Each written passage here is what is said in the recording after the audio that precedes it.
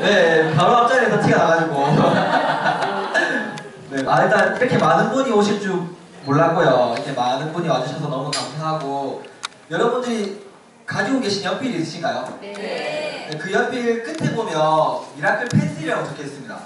제가 직접 만든 연필이고요. 이 연필은 쓰는 순간 꿈이 이루어집니다. 네. 그래서 남녀노소 불문하고 제가 전 세계를 돌아다니면서 이 연필로 꿈을 전하고 있는데, 꿈을 어떻게 전하고 있는지를 여러분들에게 또 알려드리도록 하겠습니다. 이 보면 제가 하는 일이에요. 저는 미라클 펜슬이라는 NGO 단체의 대표고요. 오 하죠. 대표인 이유가 있어요. 대표도 저 혼자 있고 직원도 저 혼자 있어요. 그러니까 이름 붙이기 나름이에요. 오늘은 이사할까? 하면 오늘 이사고요. 오늘은 다른 거 해볼까? 하면 다른 게 됩니다. 이렇게 하다 보니까 책도 쓰게 되었고요. 그래서 미라클 펜슬 저자가 되었고요. 그 다음에 극동방송, 또 라디오도 제가 매주 나오고 있고, 이런 식으로 여러 가지 모임을 또 진행하고 있습니다. 제가 청춘도다리 부산 3회를 처음으로 무대에 섰어요. 이게 보이죠? 3회. 그 다음에 창원 25회 섰어요. 지금 한 장 더 찍어주세요. 이제 구미 1회가 여기 추가될 거예요. 네, 좀 찍어주십시오. 제가 강의할 때는 이렇게 되더라고요. 이렇게 찍으시길래 혹시 제 사진을 사용하신 분들은 지금 찍어주십시오. 알겠죠? 멀쩡할 때. 제가 부산에서는 이런 주제로 강의를 했어요. 청춘도다리에 도전한다. 도전하는 청춘도다리에 내가 한번 도전해보겠다. 건방졌죠? 두 번째는 창원에서 마지막이라는 주제를 가지고 강연을 했어요. 이 마지막이 어떤 마지막이냐면, 우리는 지금 이 시간 다시 안 와요. 그러면 나는 지금 또한 마지막을 살아가고 있다. 오늘 과연 내 마지막 이 순간을 어떻게 보내시겠습니까? 저는 이렇게 보내고 있습니다. 라는 얘기를 전 했습니다. 그래서 오늘은 난 꿈에 구미가 땡긴다. 이 주제로 여러분들과 함께 이야기를 나눠보려고 합니다. 네, 한 번 더 찍어주세요. 네. 네, 좋습니다.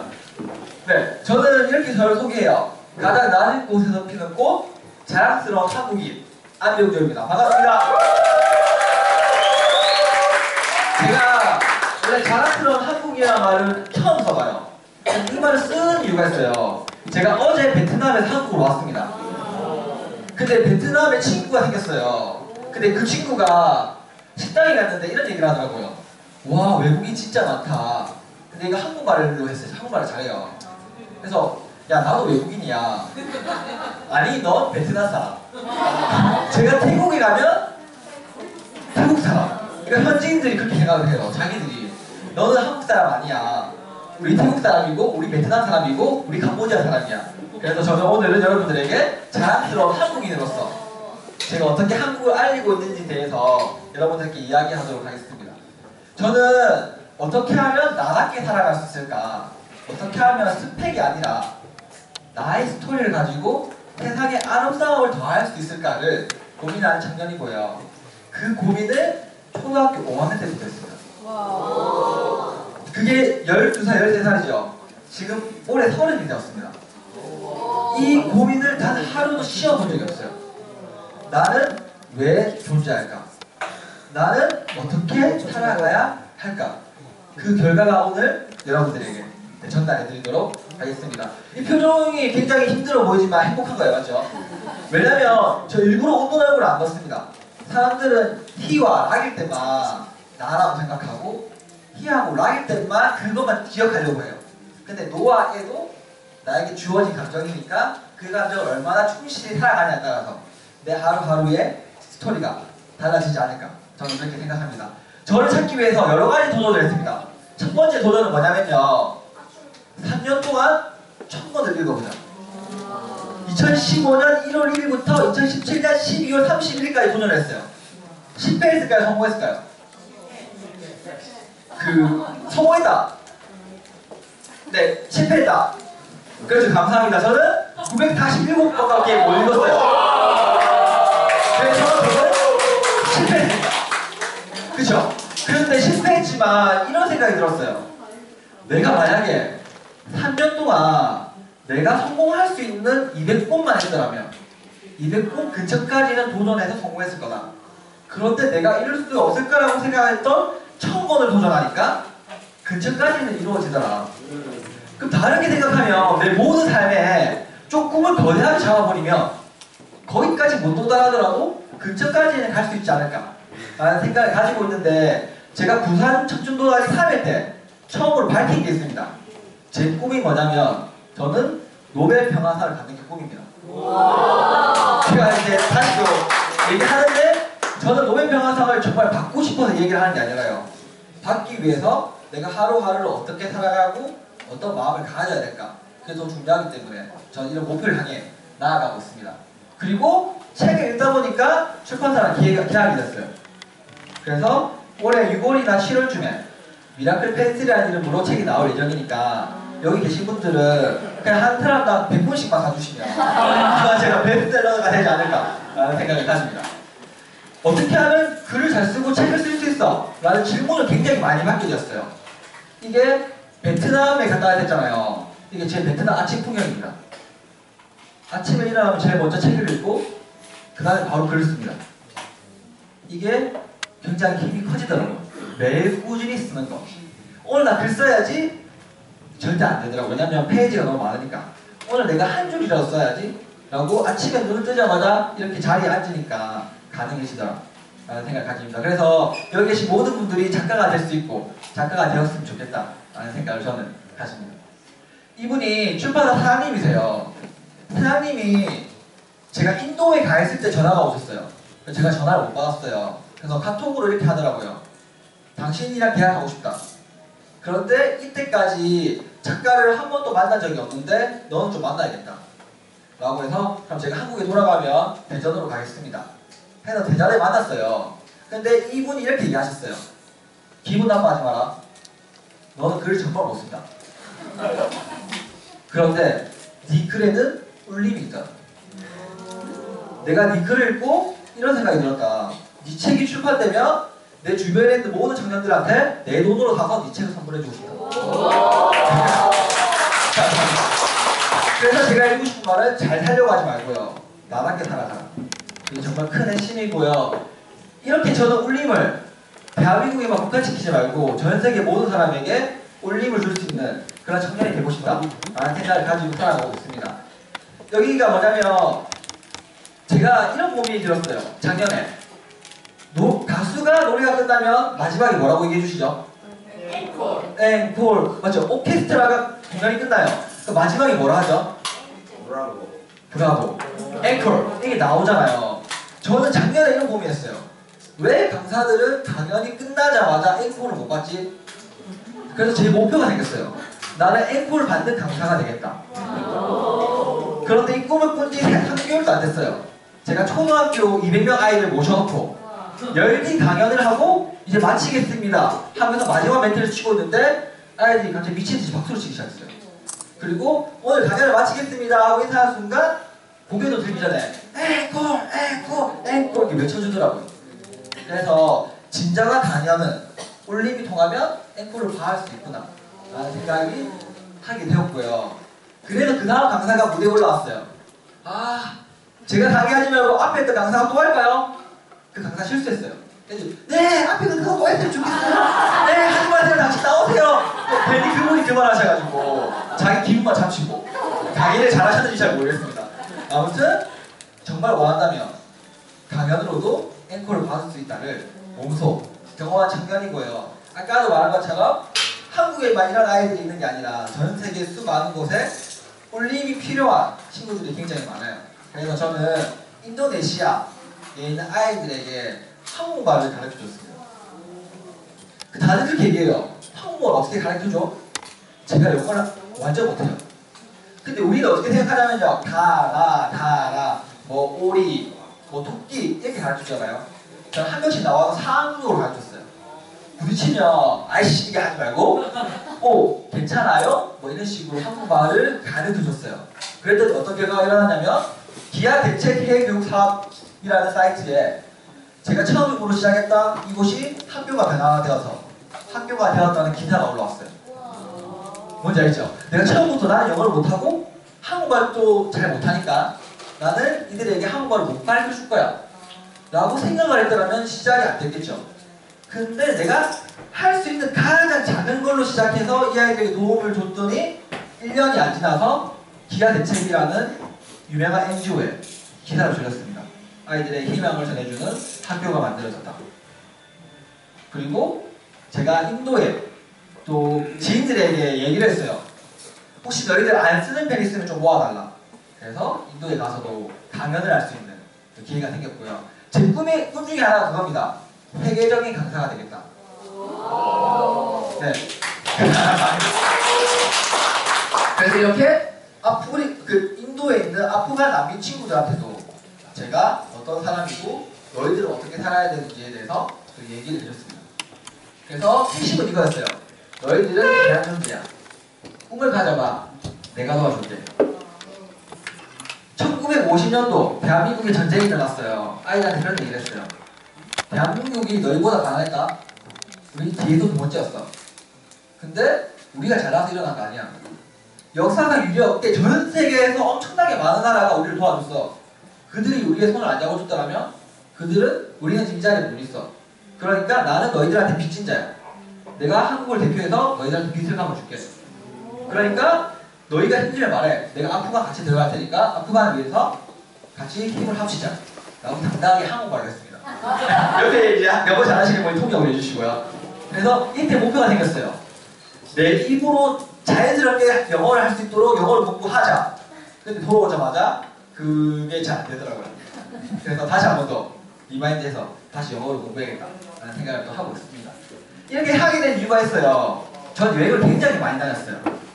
20대 때 어떤 생각을 했냐면요. 20대니까 20개국을 여행 한번 해보자. 그랬더니 제가 22개국을 여행하게 됐습니다. 지금 돈이 많아서 그런 게 아니에요. 제가 가진 게 두 가지가 있습니다. 시간이랑 스펙을 안 쌓았어요. 그러니까 시간 많죠. 스펙 안 쌓았죠. 남들 토익 공부하고 남들 공무원 시험 준비할 때 저는 시간이 너무 많으니까 알바해서 돈 벌고 외국 갔습니다. 근데 제가 외국에 유럽도 가보고 미국도 가보고 러시아도 가보고 선진국도 가봤지만 제가 가봤던 캄보디아 아이들이거든요. 이 아이들 보면서 제 가슴이 떨리기 시작했어요. 그리고 처음 빌링강 갈 때는 너무 더러웠어요. 똥도 너무 많고 막 파랑이 막 미친듯이 날아다니고 개도 싫어하는데 걔가 그렇게 막 다가오더라고요. 그래서 가라 하면서 갔는데 아이들의 눈을 보는 순간 그 모든 게 안 보였어요. 그리고 한국에 돌아왔을 때 한국 아이들을 봤는데 썩은 동태 눈깔이 같았어요. 저는 한국 아이들 보면서 진짜 순진하고 눈이 살아있다고 생각했는데요. 이 아이들 눈을 보는 순간 한국에서 전 눈 예쁘다는 소리 많이 들었는데 예쁘죠? 이 아이들에게는 명함도 못 만들겠구나 라는 생각을 하면서 굉장히 행복한 시간을 가졌어요. 이 사진 보이세요? 4살짜리가 2살짜리 동생한테 밥을 먹여주고 있더라고요. 우리 한국에서 어떻게 가르치나요? 야, 공부해라. 내가 밥 먹일게. 우리는 이런 사랑을 가르쳐주지 않는 것 같아요. 사랑보다는 빨리 성공해야지. 빨리 또 문제 한 문제 더 풀어야지. 너 숙제했어? 너 뭐 했어? 그게 아니라 진정한 사랑을 가르쳐주면 아이들 스스로 자기가 하고 싶은 것을 찾을 수 있지 않을까. 저는 그렇게 생각을 하고 있습니다. 보이시죠? 이렇게 행복해하는 아이. 저는 이때가 너무 행복했어요. 그리고 이런 빈민가를 찾아가면서 이 아이들이 뭐가 필요할까? 내가 정말로 도움을 줄 수 있는 게 무엇일까를 고민하게 됩니다. 보이시죠? 아이들은 자기를 좋아하는 줄 알면 자기 편하게 잠이 들어요. 제가 신기하게 외국 갈 때마다 아이들 안아주면 다 잠이 들더라고요. 주지 당하겠지. 무서워서 잠들었거나 너무 편해서 잠들었거나. 저는 후자라고 생각합니다. 누군가에게 편한 사람이 되어주는 것. 저는 제가 이렇게 얘기하니까 나는 무슨 말 해야 되나? 나도 뭐 저거 해야 되나? 라는 착각을 하실 수 있다고 생각하는데 제가 말하는 도움은 그렇게 생각해요. 내 옆집에 누가 살고 있는 정도는 알고 그분이 혹시 정신을 못 먹었다면 내가 김치 한 조각이라도 갖다 줄 수 있는 그런 우리의 옛날 문화가 다시 살아나는 게 정말 인간다움이고 우리 청소년들에게 정말 제일 먼저 가르쳐줘야 될 것이 아닌가. 저는 그런 생각을 합니다. 보시죠. 이 아이가 신발이 없으니까 그 신발을 선물해주는. 선물이라는 건 그렇게 생각해요. 내가 필요한 것을 주는 게 아니라 그 사람을 유심히 관찰해보고 그 사람이 필요할 것을 준비해서 주는 것. 저는 오늘 부산에서 홍미정 대표님과 같이 구미에 왔어요. 그런데 구미에 오시면서 저한테 엄청 자랑을 했어요. 나 핑크색 좋아하고 텀블러 좋아하고 커피 엄청 좋아하는데 우리 윤 대표님이랑 우리 사모님이 나를 위해서 이 컵 줬다? 근데 이 컵보다 명품백보다 다이아몬드보다 난 이게 더 가치 있고 너무 좋아. 이거 볼 때마다. 그래서 이런 얘기 하더라고요. 두 분이 잘 기억하니까 말하면 좋을 것 같아요 라고 저한테 얘기해 주더라고요. 지금 말씀드린 게 저 다이아몬드 좋아합니다. 저 다이아몬드 좋아하니까 제가 11월 22일날 생일이니까 다이아몬드를 준비하셨다가 요만한 큰 거 저한테 선물해 주시면 저는 감사하겠습니다. 그래서 저는 꿈이 없는 아이들에게 도움이 되는 삶을 살자 라는 마인드로 살아가고 있는 청년이고요. 그래서 이렇게 열심히 전 세계에 있는 빈민가 아이들을 만나면서 제가 행복하게 나답게 살아가고 있습니다. 여러분들은 가난한 사람이다 라는 얘기를 들었을 때 가난이 뭐라고 생각하십니까? 갑자기 네? 부자의 반대. 부자의 반대말 맞죠? 불편함. 꿈이 없다 말하지 마요. 알잖아요 제가. 내가 저번에 창원에 살 때도 한번 냈잖아요 그거. 좀 나가 계세요. 그렇죠. 제가 창원 때 여기 아직 20분 났잖아요 저한테. 네 그렇죠. 제가 생각하는 가난은 이겁니다. 열심히만 살아가는 사람들. 대한민국은 역사상 유례없이 그 어느 나라보다 열심히 살아가요. 근데 왜? 라고 물어보면 그냥 남들도 다 열심히 하니까. 몰라. 방향성 없이 열심히 하다 보면 방향성을 잃었을 때 내가 어디 있는지, 내가 왜 여기까지 달려왔는지, 내가 왜 어떻게 행동을 해야 되는지를 모르게 돼요. 저는 그래서 달려가기 전에 먼저 내가 왜 살아가야 되는지를 깨닫고 내가 어떤 위치에 있는지를 알고 그 위치에 맞게 하루하루 살아가는 게 가장 행복한 것이지 않을까 라는 생각을 하고요. 이렇게 또 빈민가 아이들은요 사실 10,000원이 없어가지고 빚쟁이가 돼요. 정말 먹는 거 있는 거는 별 큰 문제가 없어요. 그런데 진짜 혹시나 집에 한 명이라도 아프게 되잖아요. 그럼 이제 그 집은 망하는 거예요. 그러면 10,000원짜리 약이 없어서 10,000원을 옆집에 빌려요. 다 채 없잖아. 그러면 그게 신기하게 몇 달이 지나면 100,000원이 돼요. 그러면 내가 그 집의 노예가 돼요. 근데 아무리 열심히 일을 해도 돈이 안 갚아져요. 그래서 내 딸이 그 사람의 노예가 돼요. 그 딸이 자녀가 태어나면 자동으로 그 집의 노예가 돼요. 100,000원이 없어서 노예가 돼요. 그러니까 그들은 아무리 열심히 해봤자 삶이 달라지지 않는. 근데 웃긴 게 뭔지 아세요? 전 세계의 모든 사람들에게 가난을 없애주기 위해서 얼마가 필요한지 아십니까? 그죠? 약간 수능 문제가 됐습니다. 한번 풀어보자. 40조면 충분합니다. 또 다른 질문 던질게요. 전 세계에 수십억 개의 NGO가 있어요. NGO가 연간 후원 받는 금액이 얼마일까요?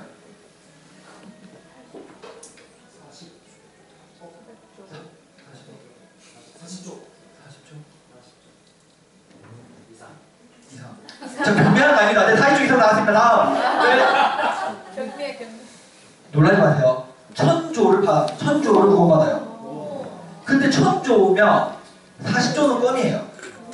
근데 왜 가난이 안 오실까요? 있는 놈들이 욕심이죠. 좋은 놈들이 너무 많아요. 그래서 저는 NGO를 만들었지만 정식으로 등록을 안 하고 있는 이유 중에 하나가 그거예요. 정말 아이들에게 100% 갈 수 있는 도움은 무엇일까? 그러면 정말 큰 돈은 후원 못 받아요. 왜냐면 그분은 저를 통해서 기부 영수증을 못 받으니까. 저는 그런 건 필요 없어요. 여기 계신 분들이 10,000원씩만 주시더라도 그 10,000원이 모여서 세상을 놀라게 변화시킬 수 있어요. 그게 더 중요한 것이 내가 도서관을 많이 지으면 미안하지만 제가 유명해져요. 저는 제가 유명해진 삶을 원하지 않아요. 왜냐면 저는 조용히 살고 싶으니까. 알죠? 그래서 제가 아까 서두에 말했을 때 저는 가장 낮은 곳에서 피는 꽃 안명자라고 얘기했어요. 제가 왜 가장 낮은 곳이라고 표현을 하냐면요. 수많은 사람들이 높아지려고 해요. 왜 높아지려고만 하지? 아무 이유 없이. 근데 백두산에서 핀 장미도요. 장미고요. 우리 집 앞뜰에 핀 장미도 장미예요. 근데 여기 장미 보고는 너는 왜 빨개라고 안 물어봐요. 그리고 백두산에 있는 장미 보고도 너는 왜 빨개라고 안 물어봐요. 장미니까 당연히 빨갛고 아름답다고 얘기해요. 그러면 우리 사회 또한 내가 주어진 위치와 내가 주어진 환경 속에서 얼마나 만족하고 행복해하고 누리고 살아가는 게 중요한 거지, 내가 쟤를 이겨서 올라가야지 라고 생각하는 순간부터는 친구가 없어지고요. 그러니까 그때부터는 우리의 삶이 좀 각박해지지 않을까 라는 생각을 가집니다. 그래서 나는 그렇다면 그 누구보다 낮아져야지. 그러면 나보다 낮은 사람 없으니까 누군가가 나를 밟더라도 그 사람은 나를 밟아서 또 다른 뭔가를 할 수 있겠구나. 내가 누군가의 밟히는 돌이 될지언정 누군가가 일어날 수 있는 힘을 제공해주는 사람이 돼야겠다.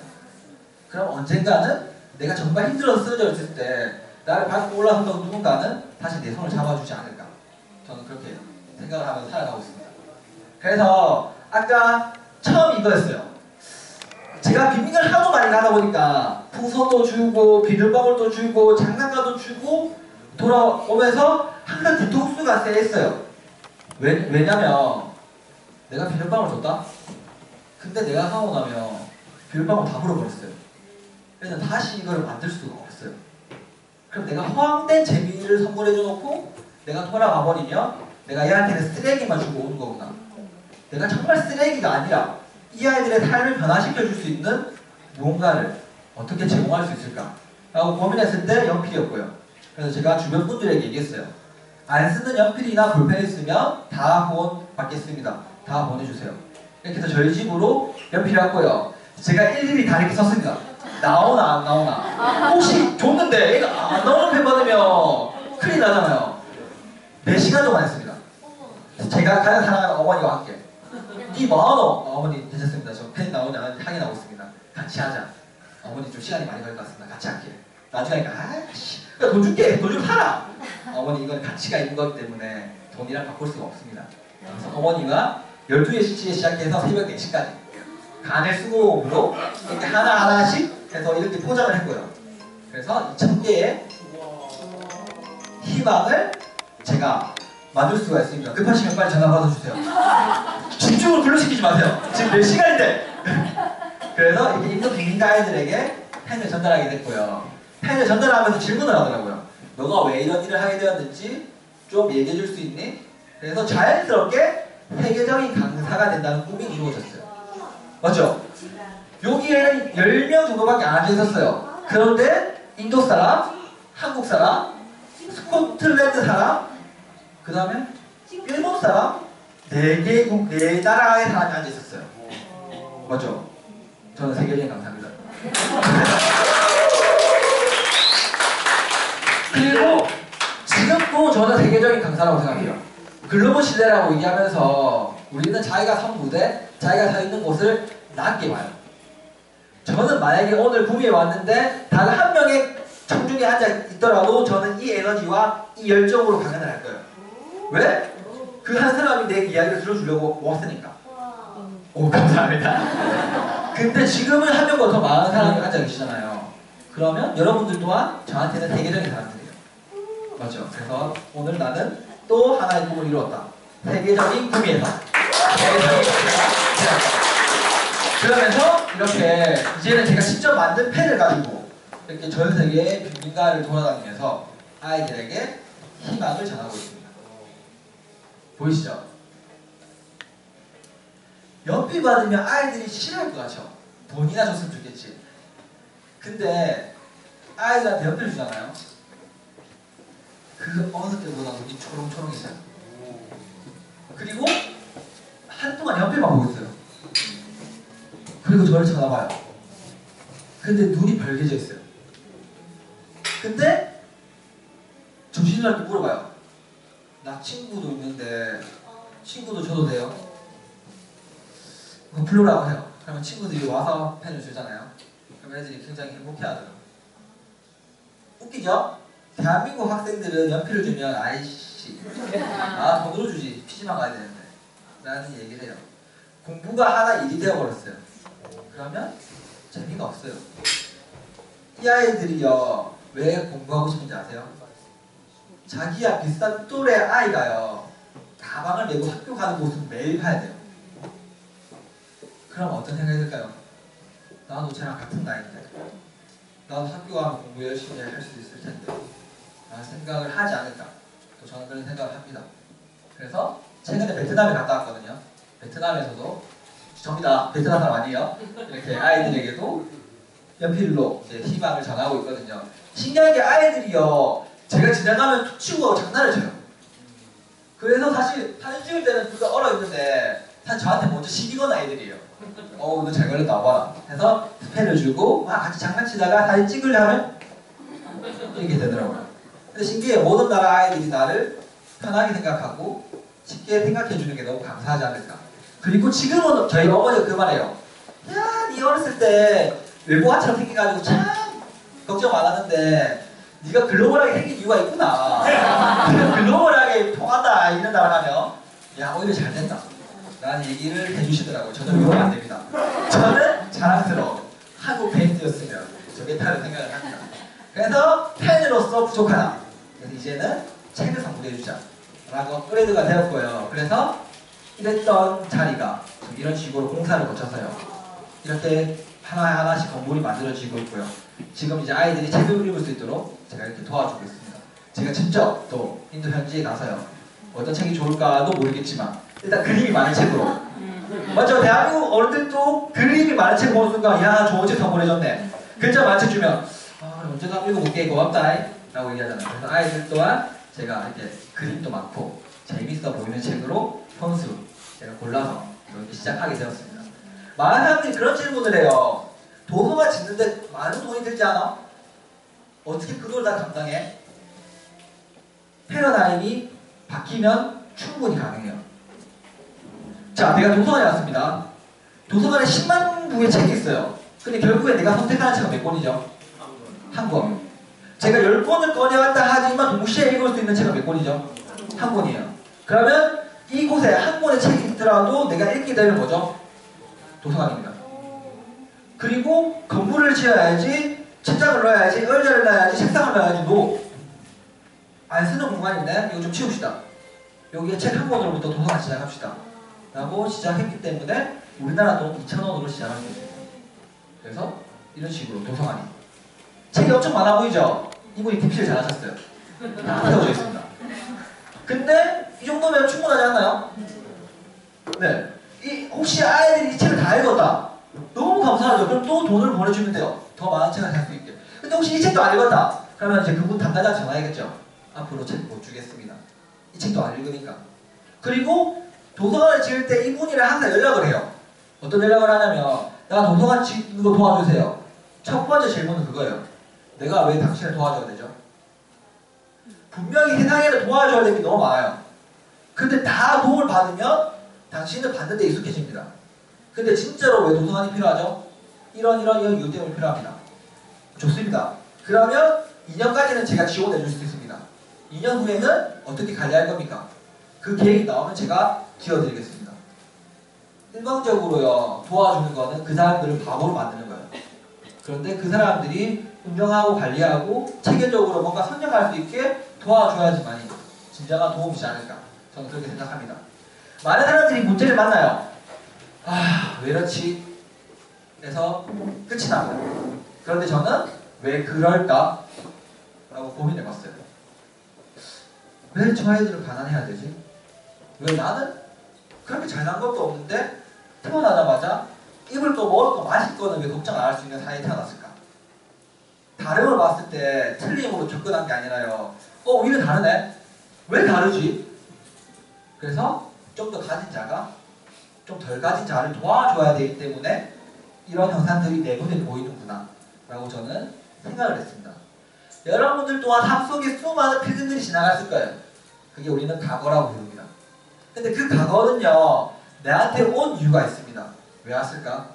분명히 기분 좋았을 때가 있을 거예요. 슬펐을 때가 있을 것이고, 좌절되었을 때가 있을 것이고, 희노애락이 많을 거란 말이에요.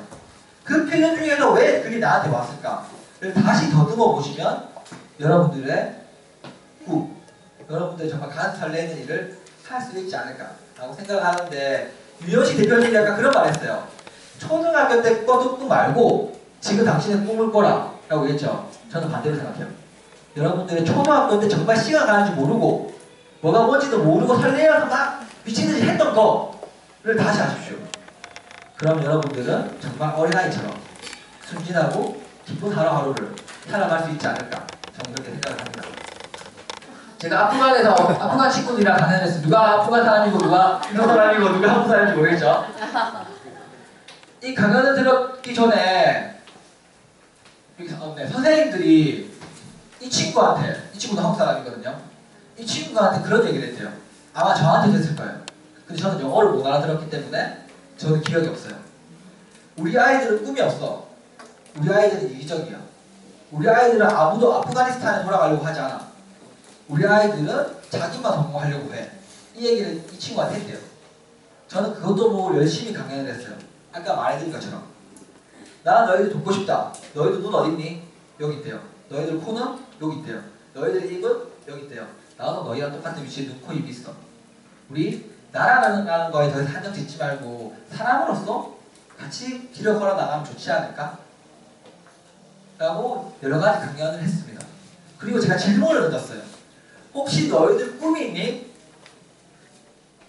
근데 한 명, 두 명, 세 명, 네 명, 다섯 해서 손을 들기 시작해요. 제 꿈은요, 아프간 난민 할머니, 할아버지들을 위해서 요양병원을 짓는 거예요. 제 꿈은요, 선생님처럼 유치원을 만들어서 유치원 아이들이 공부할 수 있도록 돕는 거예요. 제 꿈은요, 사업가가 되어서 돈을 많이 벌어서 누군가를 돕는 게 제 꿈이에요. 라고 얘기를 하기 시작했어요. 그리고 끝나고 나서 이 친구가 되게 얘기를 들었어요. 오빠, 애들이 꿈이 없다고 들었는데 아니었어. 꿈이 다 있네. 그래서 선생님들한테 이런 얘기를 했습니다. 아이들이 꿈이 없다고 거짓말하지 말라고. 한 번도 당신들이 진지하게 꿈을 물어본 적이 없고 꿈에 대해서 생각할 수 있는 시간을 준 적이 없고 공부해야 된다, 성공해야 된다, 경쟁해야 된다만 강요하다 보니까 아이들은 마치 그게 정답인 줄 알고 살아갔는데 정말 자기들에게 꿈을 생각할 수 있는 메시지를 던져주는 순간 아이들은 꿈을 꾸기 시작했다고. 당신들이 어떤 교육을 해야 될까요? 라는 메시지를 던져줬거든요. 그러면서 강간이 끝났는데 이 친구가 찾아왔어요. 이 친구가 찾아와서 저한테 이런 얘기를 했습니다. 오늘 강연 잘 들었습니다. 내 꿈은 군수 통치자가 되어서 총과 칼로 우리나라의 평화를 되찾으려고 했습니다. 그런데 내가 당신 강연을 듣다 보니까 내 생각이 달라졌고 내 꿈이 변화되었습니다. 총과 칼로는 평화를 살 수가 없습니다. 진짜 평화는 연필, 책, 공부에 있습니다. 내가 당신에게 난민입니다. 전 재산을 기부하겠습니다. 어떻습니까? 여러분들은 이 친구보다 돈이 작나요? 이 친구보다 가진 게 없나요? 아니죠. 근데 어떠한 메시지가 들어오고 그 메시지를 내가 어떻게 해석하냐에 따라서 여러분들은 지금도 충분히 행복한 사람이고요. 지금도 충분히 재밌게 살아가고 계시고 지금도 충분히 누군가를 도울 수 있는 그런 사람들입니다. 이 친구는 베트남에서 만난 친구예요. 이 친구가 저한테 무슨 얘기했어요. 와 외국인 많다. 나도 외국인이야. 아 너는 베트남 사람. 이라고 얘기했던 친구예요. 근데 이 친구가 저한테 그런 말을 하더라고요. 너 진짜 한국말 잘하네. 진짜 한국 잘하니까. 근데 너 한국에 돌아가면 바로 직장에 들어가서 일을 해야 되니? 제가 이 친구한테 그렇게 얘기했어요. 아니 나는 대표야. 나 출근 안 해. 엄청 부러워하더라고요. 근데 그런 이유가 있어. 아까 말한 것처럼 매운차 직원이 내밖에 없어. 나는 글도 쓰고 강연도 하고 그리고 아이들 멘토링도 해줘. 쉽게 말하면 꿈을 찾아주는 사람이야. 그래서 이 베트남 친구가 저한테 이런 얘기했어요. 내 꿈도 찾아줘. 그래서 이 친구 때문에 또 다른 꿈이 생겼어요. 베트남에 동기부여 강사로 진출해야겠다. 꿈이 거대했나요? 그냥 너무 쉽게 시작했어요. 그래 내가 몇 번 했는데 꿈을 찾고 싶대? 그러면 네가 베트남 애들이 많겠네? 그러면 거기서 꿈을 찾아주면 나는 박향서를 포함해서 베트남 영웅이 될 수 있구나. 박향서가 누군지 알죠? 베트남 축구 맞죠? 우리 청소년 축구팀을 준우승으로 만들어서 베트남의 영웅이 된 박향서를 이어서 또 다른 친구들에게 영향을 주는 사람이 될 수 있지 않을까 저는 그렇게 생각합니다. 이제 강연을 마무리할게요. 인생을 살아가다 보면 우리 너무 앞만 보고 살아가요. 좀 더 좋은 집, 좀 더 좋은 차, 좀 더 좋은 것들. 저는 돈을 그렇게 많이 벌진 않아요 아직은. 근데 앞으로 엄청 많이 벌 것 같아요. 근데 제 친구들은 대표인 애들이 엄청 많아요. 진짜 대표. 그리고 대기업에 다니는 친구들도 많아요. 근데 그 친구들은 부모님한테 용돈을 20만원에서 50만원을 줘요. 저는 번 돈의 거의 절반 이상을 부모님한테 용돈을 줘요. 그래서 저는 매달 100만원 이상을 용돈을 드려요. 그게 가능한 이유가 뭔지 아세요? 저는 아직도 차가 없어요. 제가 저를 돌아봤을 때 내가 가진 게 많게 되면 공정비용이 많이 나가게 되고, 공정비용이 많이 나가게 되면 내가 정말 자유롭게 돌아다니면서 누군가를 돕는 게 힘들어지겠구나. 될 수 있으면 고정비용을 다 줄이자. 내가 조금 불편하더라도. 그래서 저를 계속 돌아보다 보니까 아, 차는 아직 필요 없겠고, 그리고 내가 진짜 필요한 거는 하루에 누군가를 도와줄 수 있는 돈. 오늘 또 여기 오기 전에 제가 탈북한 청소년들을 또 가르쳐 준 적이 있어요. 이제 집에서 버스 타려고 나오는데 애들이 가고 있길래 야! 불렀어요. 그래서 어디 가요? 오늘 강연하러 간다. 야, 아이스크림 먹으러 가자. 그래서 아이들한테 아이스크림 사줬어요. 그리고 그 아이들에게 제가 2,000원을 썼어요. 제가 오늘 사용한 돈 중에서 가장 값진 2,000원이었어요.